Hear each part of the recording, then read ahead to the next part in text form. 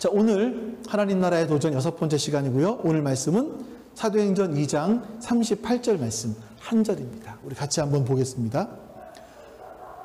같이 읽어볼게요. 베드로가 대답하였다. 회개하십시오. 그리고 여러분 각 사람은 예수 그리스도의 이름으로 세례를 받고 죄 용서를 받으십시오. 그리하면 성령을 선물로 받을 것입니다. 여러분 혹시 쉰들러 리스트라는 영화가 기억나세요? 저는 참 그 영화가 굉장히 인상에 많이 남았던 영화 중에 하나입니다. 그 영화의 주인공인 오스카 쉰들러는요, 나치 치하에서 독일인으로서 나치 치하에서 무기를 만들던 그런 사업가였었습니다.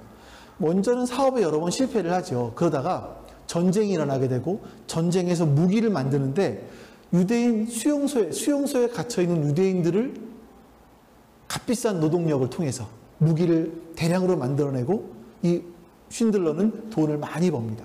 이러다가 이제 어떤 유대인들이 학살을 당하는 장면을 목격하게 되고요. 이 쉰들러의 마음이 바뀌어요. 나중에는 유대인들에 대한 동정심이 일어나고, 그리고 결국에는 유대인들 1100명을 다 죽어갈 사람들 1100명을 구해내는 일을 이 오스카 쉰들러가 하게 됩니다. 저는 이 영화를 보면서 이렇게 인간이 잔인할 수 있나?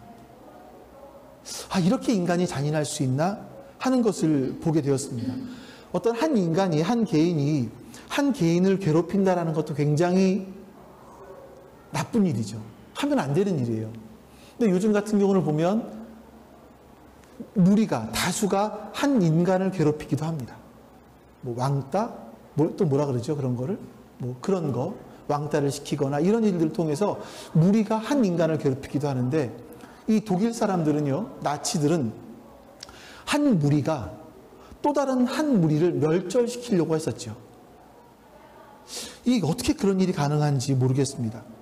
군인들이 유태인들을 총살시키기도 했었고 직접적으로 그들에게 가해를 했지만, 이 나치의 독일 군인들만이 아니라 여기에 동조했던 정부 관리들, 이 선동했던 정치인들, 그리고 이런 만행에 대해서 침묵했던 기독교, 그리스도인들, 이런 일들이 종합돼서 결국 유태인들은 수용소에서 기아와 집단 총살과 또 가스실에서 600만 명이 죽어갔다라고 이야기를 합니다. 여러분, 독일 사람은 어떤 사람들입니까? 그 훌륭한 음악들을 작곡해내고 또 그 엄청난 글들을 써낸 사람들, 그리고 대단한 사상가들이 많이 독일에서 나오지 않았습니까? 근데 그런 사람들이 어떻게 이렇게 잔인한 일을 할 수 있었을까? 참 납득이 안 되는 그런 일들입니다. 근데 이런 잔인성은요, 독일만이 갖고 있었던 건 아니죠.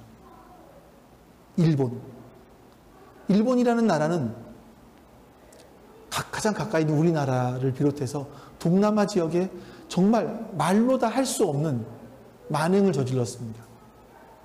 거기에 직접적으로 피해를 본 위안부, 또 그 강제 노동자들, 이런 사람들에게 사과를 하기는커녕 오히려 그런 자신들의 역사를 왜곡하고 있는 것이 그들의 모습입니다.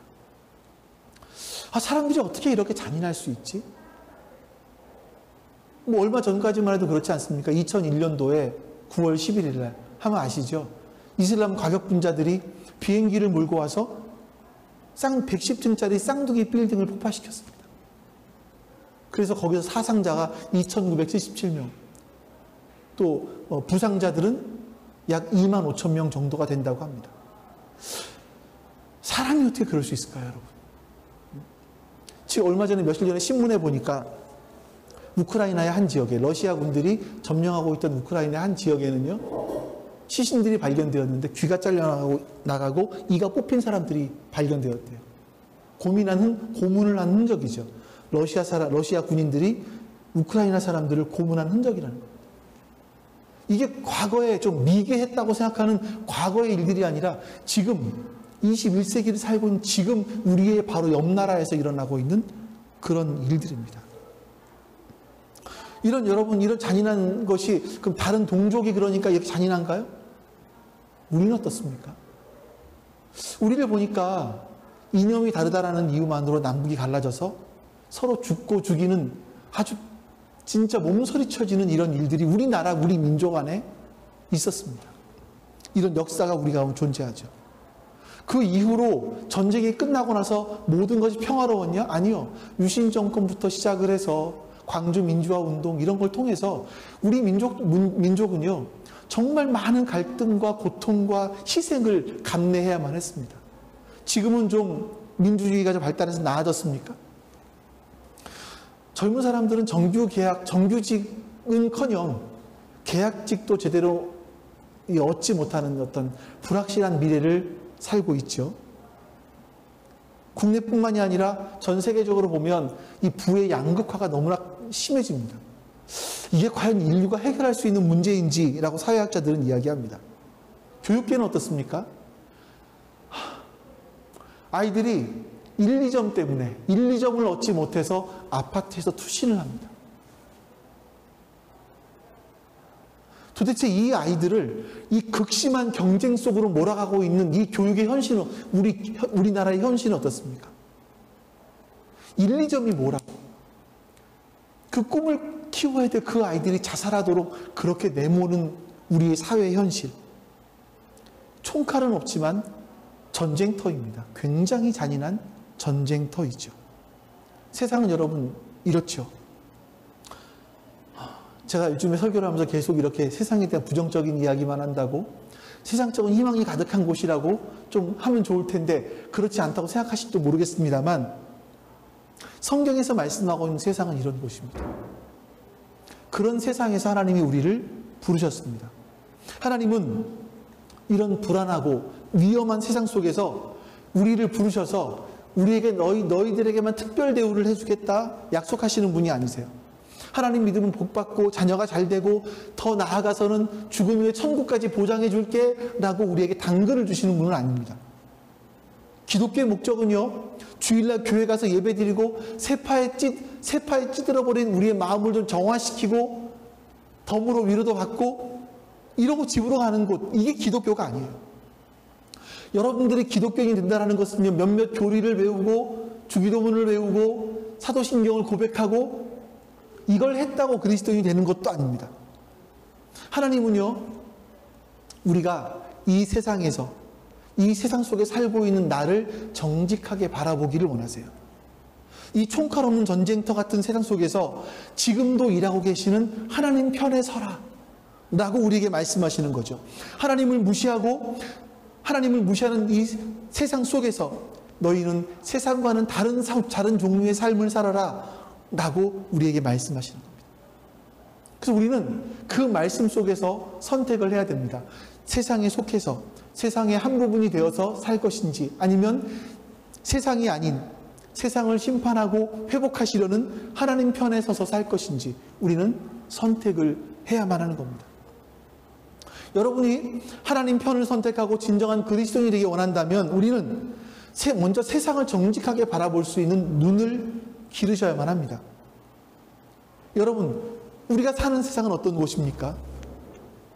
인간 안에는 선한 면이 있어서 조금만 더 노력하면 더 나은 제도를 만들 수 있고, 조금씩 더 양보하면 더 좋은 세상을 만들 수 있어 라고 생각을 하십니까? 아니면 세상은 약육강식일 수밖에 없고 결국은 힘이 있어야 살아남을 수 있어 라고 생각을 하십니까? 여러분 잘 보세요. 우리 인간들을 보시면 인간 속에는요, 선한 게 있습니다. 분명히 선한 게 있어요. 인간 안에는요, 어떤 이타적인 마음들, 아주 고귀한 마음들이 존재합니다. 그래서 사람들은요, 상황이 좋을 때, 내 마음이 편할 때, 내가 여유가 있을 때, 그때는 그렇게 좋을 수가 없어요.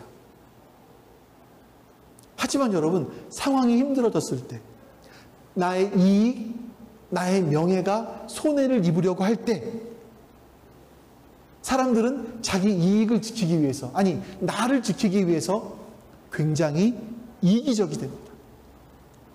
더 나아가서 나의 이익을 얻을 수만 있다면 때로는 잔인해지기도 하죠.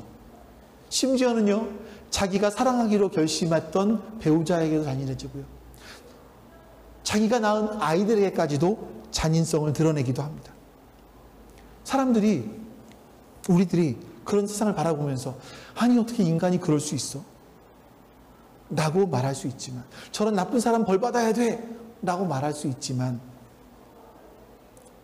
잘 돌아보면 나에게는 하나님이 은혜를 주셔서 그런 상황이 처하지 않았을 뿐이지, 나도 저런 상황이 닥치면 나도 저럴 수 있어 라는 걸 깨닫는 거예요. 더 나아가서 하나님께서 이 깨지고 상한 세상을 심판하실 때에 나도 심판받아야 될 그 사람 중에 한 사람이었구나 라는 것을 인정하는 겁니다. 그래야 우리가 하나님 앞에 설 수 있어요. 결단으로 이루어집니다. 하나님을 선택하는 것은 여러분 막연한 어떤 신을 받아들이겠다고 결정하는 것이 아니에요. 인간의 깨어진 삶과 인류의 긴 역사 속에 하나님은 실제로 개입하셨고 세상을 회복하시겠다라고 말씀하십니다. 그리고 그 회복하시려는 것을, 계획을 실제로 실행에 옮기셨어요. 예수님을 보내신 거죠. 우리는 바로 그 하나님을 믿는 겁니다. 물론 거절할 수도 있어요. 네? 나는 다른 사람들처럼 그냥 일요일에 교회 한번 나가서 마음에 좀 수양도 하고 마음의 위로도 받고 이걸로 충분해. 나 더 이상은 하지 않을 거야. 거절할 수도 있어요. 어떤 사람들은 아직 잘 모르겠어. 난 시간이 좀 더 필요한 것 같아. 라면서 결정을 뒤로 미루고 거절할 수도 있어요. 그러나 우리가 하나님을 믿는다는 것은요, 여러 종교 중에서 한 종교를 선택하는 것이 아닙니다. 하나님을 믿는다는 것은 마음의 수양, 마음의 평안을 얻는 것도 아닙니다. 하나님 믿는다는 것은요, 하나님 없이 살던 삶에서 내가 이제 하나님을 중심으로 살겠습니다라고 인생의 방향을 돌이키는 거예요. 내 인생의 방향을 돌이키는 거예요. 이거를 회개라고 지난주에 말씀드렸습니다. 회개는요, 감정적인 어떤 후회하는 것이 아니라 삶의 방향 전환입니다. 하나님 없이 나 중심으로 살았다면 이제는 그 삶에서 돌아서서 하나님 중심으로 살겠습니다 라고 결단하는 것이 회개예요. 이것이 바로 믿음의 시작인 겁니다, 여러분. 그러니까 지난주에 뭐라고 말씀드렸냐면, 우리가 하나님께로 돌아서기로 결정을 했을 때 처음 만나게 되는 것은 하나님의 사랑이 아니라 하나님의 심판이다 라고 말씀드렸습니다. 하나님은 깨지고 상한 세상을 심판하기로 작정하셨어요. 하나님의 의로운 분노와 하나님의 정의의 심판을 이 땅에 내리기로 하셨어요. 이거를 보는 겁니다. 하나님은 이 땅을 심판하시는 분이구나. 나도 그 심판의 일부분이었구나. 이거를 발견하는 거죠. 자, 그 베드로가 이제 사도행전에서 교회가 처음 세워진 이후에 설교를 했어요. 설교의 마지막 부분이에요. 같이 한번 보겠습니다. 자, 여러분 같이 한번 읽어보겠습니다. 베드로가 대답하였다. 회개하십시오. 그리고 여러분 각 사람은 예수 그리스도의 이름으로 세례를 받고 죄의 용서를 받으십시오. 그리하면 성령을 선물로 받을 것입니다. 자, 여러분 베드로가 뭐라고 말합니까? 네, 회개하고 마음을 돌이켜서 삶의 방향을 바꾸고 죄 용서를 받으라. 그리고 예수 그리스도의 이름으로 세례를 받으라. 이렇게 말씀해요. 오늘은 이 말씀을 좀 볼 건데, 세례가 뭡니까, 여러분?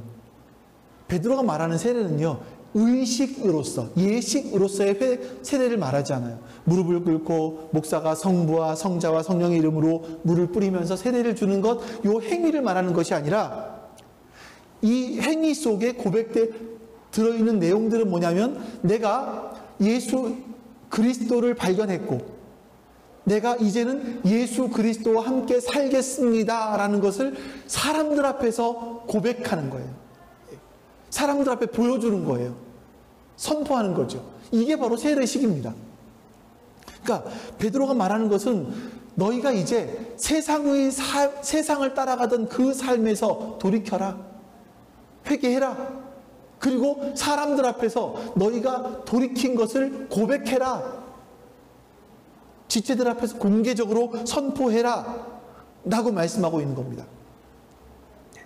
예수님의 이름으로 라고 말하는 것은요, 내가 받아야 될 심판을 예수님께서 대신 받으셨음을 믿습니다. 내가 그 예수님이 하신 일을 의지합니다 라는 뜻이에요.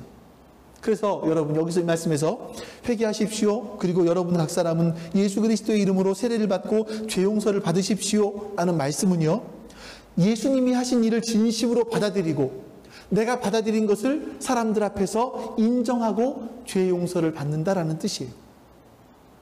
여러분, 우리가 이렇게 세상을, 자신을, 그리고 하나님을 진실하게 직면하고 나면 결단하는 거예요. 결단. 어떤 결단이겠습니까? 하나님 편에 설 것인가? 아니면 하나님 없는 세상 편에 남을 것인가? 우리는 결단하는 겁니다. 여러분, 이 결단이라는 것은요, 어떤 것을 선택한다라는 것은 하나님의 형상으로 지음받은 인간만이 할 수 있는 거예요. 인간이기 때문에 해야 되는 거예요. 여러분, 예배 오실 때 혹시 오늘 교회 갈까 말까, 비도 추적추적거리고 날씨도 습도도 높고 막 짜증도 올라오려고 하는데 교회를 가야 돼 말아야 돼, 혹시 이러다가 교회 나오신 분 계시지 않으세요? 여러분 결단하셨으니까 나오셨겠죠? 우리는 결단하면서 삽니다. 내가 오늘 공부를 할까 말까, 내가 다이어트를 하지만 배가 너무 고픈데 밤에 라면을 끓여 먹을까 말까 선택하는 거예요. 여러분들이 그런 걸로 시작을 해서 내가 누구랑 데이트를 해야 되나, 어떤 직업을 가져야 되나, 누구와 결혼을 할까 말까, 한다면 누구와 결혼을 할까, 결혼하면 아이를 낳을까 말까, 낳는다면 1명, 2명, 3명, 몇 명을 낳아야 되지, 이 아이를 낳으면 어떻게 공부를 시키지, 유치원을 보내, 어린이집을 보내, 초등학교를 보낼 때 사립을 보내, 공립을 보내, 학교를 보내면 사교육을 시켜, 공교육만 시켜, 뭐 선택이 너무너무 많습니다. 우리는 이런 게 모든 것들을 결단하면서 살아요. 이렇게 결단하기 위해서는 선제적으로 필요한 것이 있죠. 일정 부분의 지식을 습득해야 됩니다. 내가 어떤 결단하기 전에는 사립 학교를 보낼까, 공립을 보낼까 하기 위해서는 제비뽑기하지 않습니다. 사립이 좋은 점이 뭐고 공립이 좋은 점이 뭔지를 보고 선택을 하고 자신의 상황들을 놓고 종합적으로 결단을 내리는 거예요. 결정을 하는 거죠. 그래서 여러분, 우리는 지식을 바탕으로 상황을 이해하고 그것을 깊이 생각을 합니다. 그리고 결정을 하는 겁니다. 물론 결정 내리기가 어려우면 다른 사람이 하는 일들을 따라가기도 합니다만 그 결정의 책임은 내가 져요. 이게 여러분, 하나님의 형상을 닮은 인간만이 할 수 있는 거예요. 짐승은 어떻습니까? 충동적이에요. 옛날에 누가 그 머리에 이렇게 기름 쫙 바르고 나와서 본능에 충실해 막 이랬단 말이에요. 그건 여러분 뭡니까? 그게 짐승이라고. 짐승이 하는 거란 말이에요.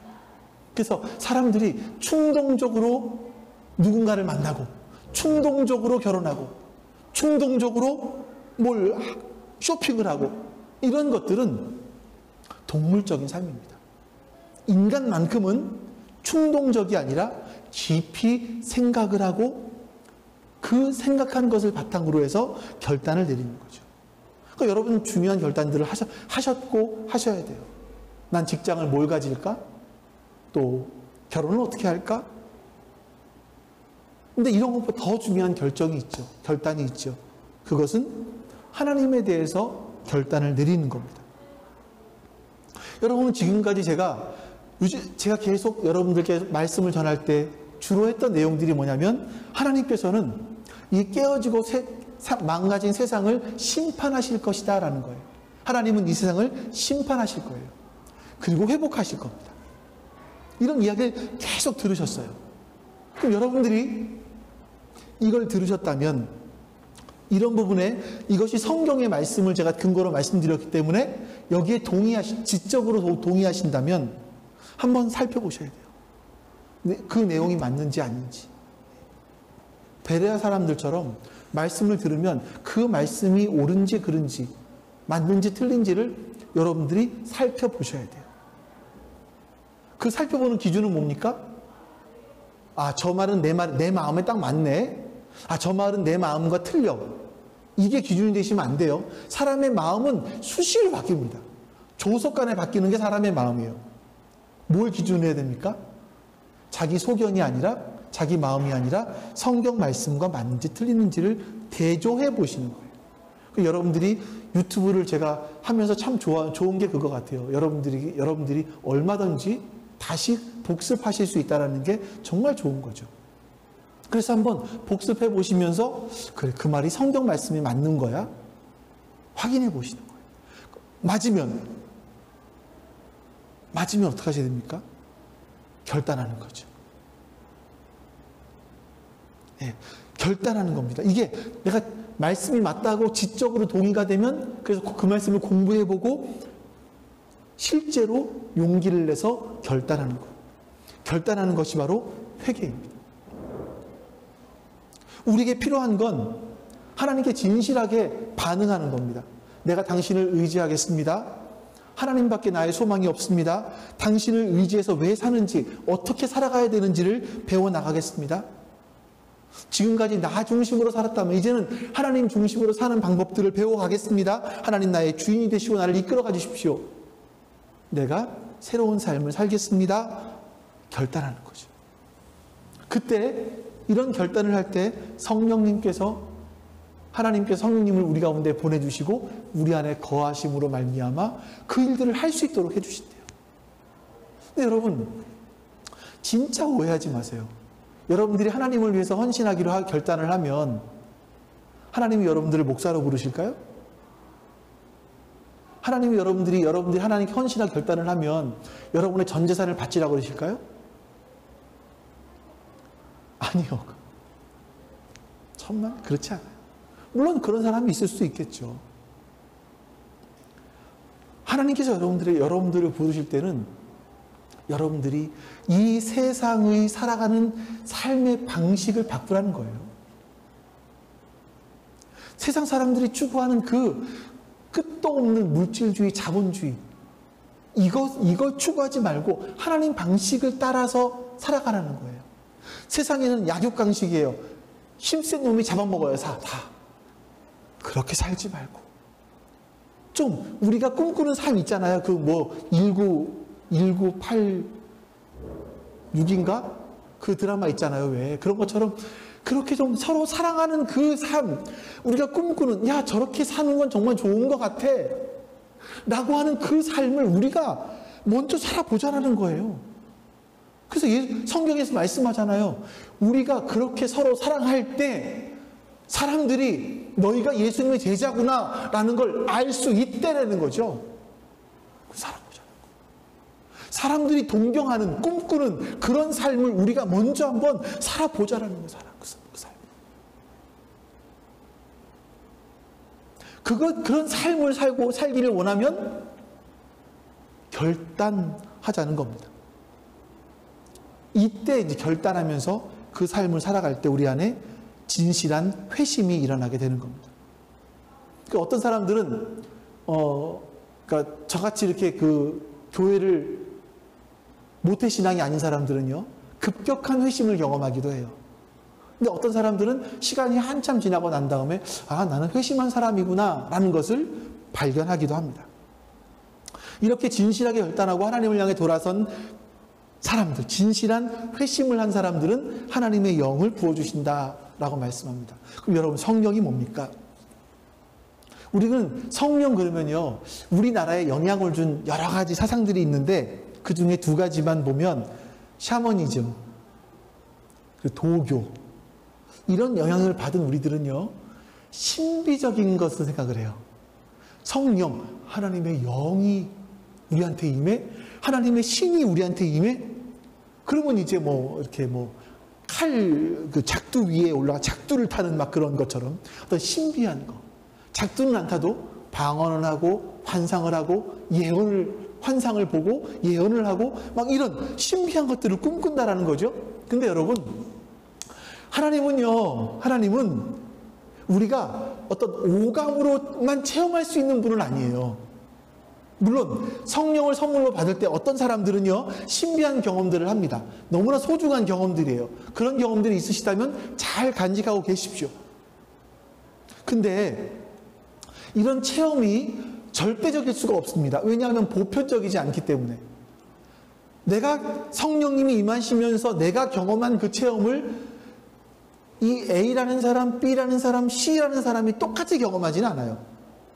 보편적이지 않잖아요. 절대적일 수가 없습니다. 어떤 사람들은 아예 경험을 하지 않기도 해요. 그럼 여러분 이제 왜 이 말씀을 드리는가 하면, 그러면 내가 체험도 안 했는데 어떤 교단에서는, 교파에서는 구원받은 것의 증표가 방언하는 거다, 이런 말도 했단 말이에요. 성령님이 임하는 증표가 방언이야, 뭐 예언이야, 환상, 이런 얘기 했단 말이에요. 그러면 우리는 그런 증거도 없는데 성령님이 내 안에 임하신지 안 임하신지를 어떻게 알 수 있습니까? 뭐 봐야지 알 수 있지 않을까요? 여러분, 이것이 기독교에서 굉장히 중요하게 보셔야 될 부분들이에요. 여러분, 하나님은 우리가 하나님께로 돌아서서 복음을 받아들이면 우리에게 하나님의 영을 선물로 주시겠다라고 약속하셨어요. 하나님의 영은 나에게 오셔서 나를 떠나지 않고 나와 함께 할 것이라고 약속하셨어요. 그래서 기독교는요, 체험에 근거하지 않고 언약에 근거해요. 약속에 근거해요. 우리는 예수 그리스도께서 나를 어떻게 구원하시는지 내가 막 불같은 체험을 하고 이 체험에 근거하는 것이 아니라 하나님께서 하신 약속을 내가 받아들이는 거예요. 거기에 그 약속에 내가 진실하게 반응하는 거예요. 이걸 믿음이라고 얘기를 하죠.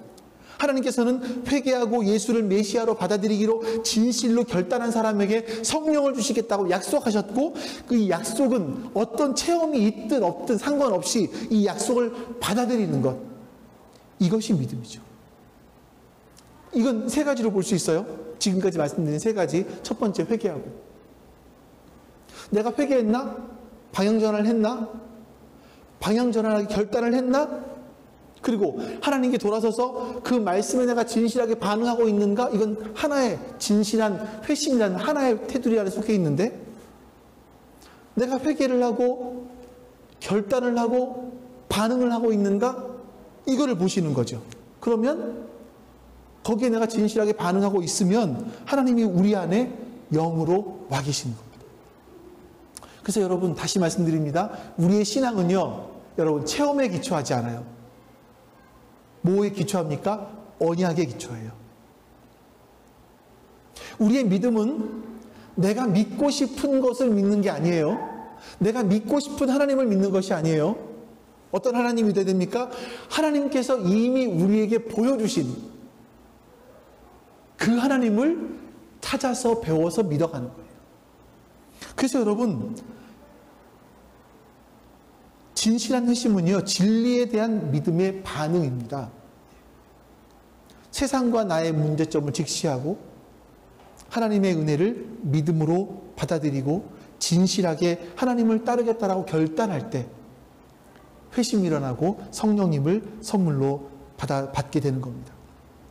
그럼 여러분, 다시 말씀드리면, 하나님 믿는다라는 것은요, 자신이 믿고 싶은 하나님을 믿는 것이 아니라 성경을 통해 계시해 주신, 보여주신 그 하나님을 믿는 거예요. 그럼 여러분, 가장 중요한 게 뭘까요? 성경에서 계시하고 계신 하나님이 누구신지를 공부하셔야 돼요. 성경에서 계시하고 있는 그 진리의 말씀이 기록되어 있는 그 진리의 말씀은 무엇인가를 공부하셔야 돼요. 또 우리가 노래만 부르는 것이 아니라 예수의 이름, 금보다 더 귀하다, 세상 지식보다 귀하다, 이 노래만 부르는 것이 아니라 이 예수님이 어떤 분이신지를 공부하셔야 돼요. 공부하셔야 돼요. 다른 방법은 없어요, 여러분. 설교만 듣는다. 한 달에, 1년에 52번을 듣습니다. 주일날만 계산을 한다면. 근데 문제는 사람들이 한 번 들은 거를 다 기억하고 실천하면 좋은데 한 주가 지나면 80% 잊어버리고, 두 주가 지나면 뭐 90몇 % 잊어버리고 이러죠. 자꾸 잊어버려요. 그래서 반복해서 공부를 하셔야 돼요. 내가 말씀을 공부하지 않으면, 성경을 공부하지 않으면 내가 반응을 하는데 엉뚱하게 반응을 해요. 엉뚱하게. 엉뚱한 일들을 하는 거죠. 하나님을 엉뚱하게 믿는 거죠. 하나님께서 하나님께 갔는데 하나님은 이런 분이시죠? 했더니 글쎄 나는 네가 말하는 그 하나님은 아닌데, 이럴 수 있어요. 충분히 얼마든지. 그래서 여러분, 우리가 진실한 회심을 했는지는 네 가지 질문을 통해 볼 수 있는데, 우리 한번 보겠습니다. 네 가지 질문 한번 보시죠. 첫 번째 질문은 여러분들이 세상을 어떻게 바라보고 있나라는 거예요. 우리가 살아온 세상, 살아갈 세상, 우리 인간이 살아오고 살아갈 세상은 조금만 더 노력하면 좋아질 것으로 보시는지, 아니면 깨어져 있는 곳으로 보시는지, 여기에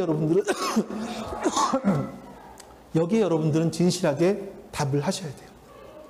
두 번째, 여러분 자신에 대한 것인데, 세상을 살고 있는 우리는 어떤 존재인가라는 거예요. 이 인간이 가지고 있는 자기 중심성, 이것이 긍정적인가 부정적인 것인가, 이것이 과연 문제가 되는 것인가 아닌가 고민해 보셔야 돼요.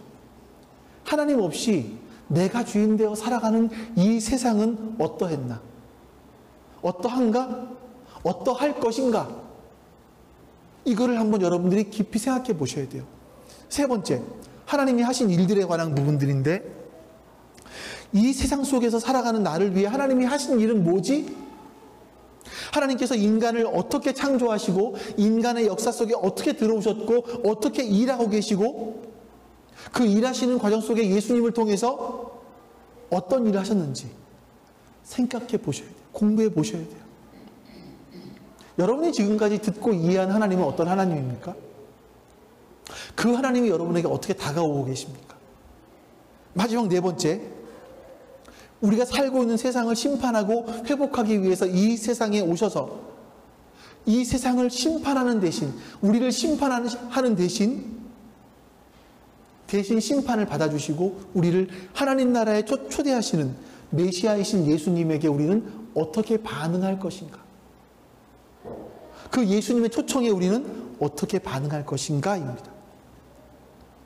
하나님의 말씀에 반응하는 것은 우리의 일생일대의 가장 중요한 결정이에요. 이 깨어진 세상을 향해서 하나님이 심판을 쏟아 부으시려 하실 때, 그 심판을 대신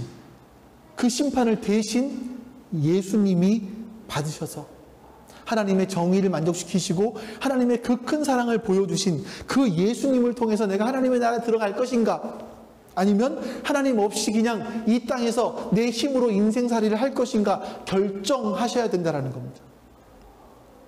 그리고 이 네 가지 질문을 깊이 생각하고 내 진실한 내 마음의 생각을 하나님께 표현하시는 거예요. 여러분 좀 이따가 우리 기도할 때 이걸 한번 띄워놔 주세요. 여러분들이 묵상할 때 이걸 한번 띄워놔 주세요. 그래서 여기에 여러분들은 어떻게 내가 답할 것인지를 스스로 한번 고민해 보실 수 있기를 바랍니다. 하나님이요, 예수님을 이 땅에 보내셔서 십자가에 죽게 하신 이유가 여러분이 주일에 한번 교회에 나와서 그냥 그저 착하게 살게 하려고 십자가에 죽으신 게 아니라는 거예요, 여러분. 하나님은 단지 여러분들이 좀 고상하고 윤리적인 삶을 살라고 십자가에 죽으신 게 아니라는 겁니다. 여러분들에게 믿음을 요청하는 게 아니라는 거예요. 우리의 세계관을 바꾸라고 말씀하세요. 신앙이라는 건 여러분, 우리의 인생 전체를 거는 거예요. 마치 보험을 드는 것처럼 그냥 뭐 이렇게 암이 걸리면 보장받아 좋고 안 걸려도 땡큐고 이런 개념이 아니에요. 좋고 말고 이런 개념이 아니라 우리의 인생을 거는 겁니다. 하나님은 여러분의 진실한 결단을 소중하게 여기세요. 그리고 약속하신 성령을 보내주시는 분이십니다. 성령은요, 이 세상 속에서 우리가 그리스도인으로서 살아갈 수 있도록 도우세요. 예수님을 더 깊이 알아갈 수 있도록, 또 그 예수님께 나아갈 수 있도록 우리를 부르십니다. 하나님은 이 우주를 만들어 놓고 자동적으로 그냥 돌아가도록 오토매틱으로 만들어 놓고 하나님은 편히 쉬시는 분이 아니라 인간의 역사에 끊임없이 개입하세요.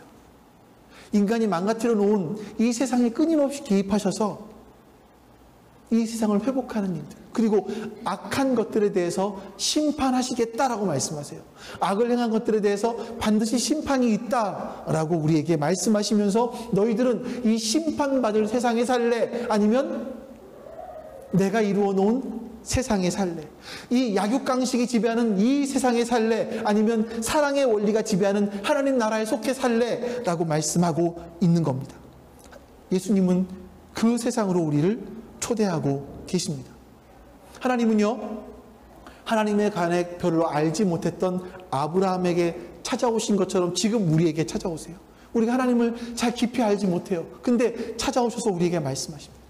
아브라함이 하나님의 말씀을 듣고 진실하게 반응했을 때 믿음의 조상이 된 것처럼 우리 역시 하나님을 믿고 따르기 시작하면 그 믿음을 이어받아서 하나님 나라의 백성이 될 거예요. 여러분, 인생의 가장 놀라운 순간은요, 이 하나님의 피조물인 인간이, 하나님을 등졌던 우리들이 하나님 편에 서기로 결정할 수 있다는 겁니다. 하나님이 그럼 받아주신다는 거죠. 이것보다 더 큰 일은 없습니다. 여러분, 하나님의 이 초청하심에 진실하게 반응해 보실 수 있기를 바랍니다. 우리 사모님 피아노를 쳐주시고요. 아버지 하나님, 감사합니다. 마땅히 심판받아야 될 하나님을 등지고 살았던 우리를 하나님의 자녀로 불러주시기 위해서 하나님이 친히 인간의 몸을 입고 이 땅에 오셔서 십자가에 죽으신 그 사건을 기억합니다. 예수님이 십자가에 죽으시면서 우리가 세상의 약육강식의 삶의 방식이 아니라 예수님을 따라 사는 그 사랑의 방식을 따라 살지 않겠냐고 우리를 초청하시는 그 초청에 우리가 어떻게 응답할지 하나님 결단하게 해주시옵소서. 그리고 결단한 대로 반응할 수 있도록 주님 우리에게 주의 은혜를 베풀어 주시옵소서.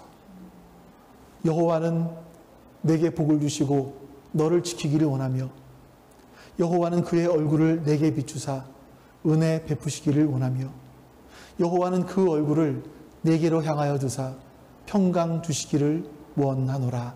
아멘. 이제는 우리 주 예수 그리스도의 은혜와 그 크신 하나님의 사랑하심과 성령의 교통하심이 함께 예배한 모든 하나님 백성들 머리 위에 지금부터 영원토록 함께 하시기를 간절히 축원하옵나이다. 아멘.